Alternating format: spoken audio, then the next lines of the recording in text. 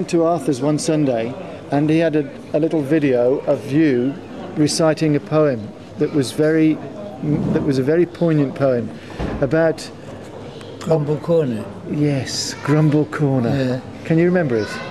Can you remember? I can remember. I learned that when I was 4 or 5. You wouldn't be able to recite it for me, would you?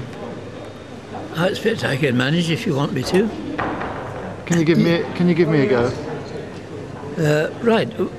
Well, if you would like, I'll tell you this story about an old chap who used to live at the bottom of our street.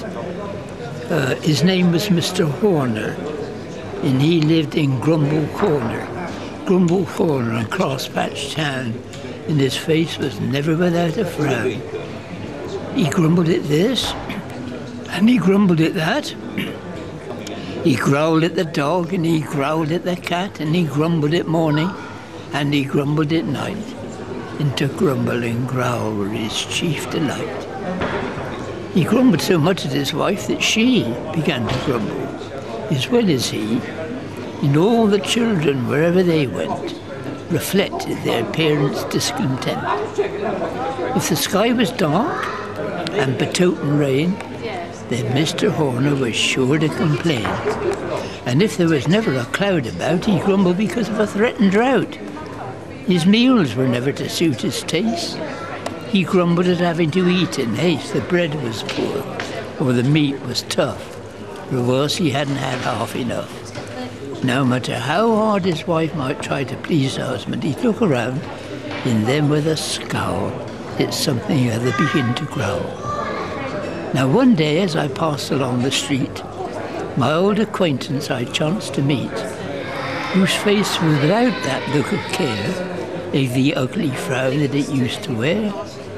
I must be mistaken, perhaps, I said, as after saluting I turned my head. But it is, and yet it isn't, the Mr. Horner who lived so long in Grumble Corner. Well, I met him next day, and I met him again in melting weather, in pouring rain, when shares were up and when shares were down, but a smile somehow had replaced that frown. It puzzled me much. And so one day I seized his hand in a friendly way and I said, "Mr. Horner, I'd like to know what can have happened to change you so." Well, he laughed a laugh that was good to hear, for it told of a conscience calm and clear. And he said, with none of his old-time drawl, "I've changed my residence, that is all." "Change your residence?" "Yes," said Horner. "It wasn't healthy in Grumble Corner, so I moved. 'Twas a change complete, and you'll find me now in Thanksgiving Street. So every day when I pass along the street, so filled with the busy throng, I watch his face, and I can always tell where men and women and children dwell.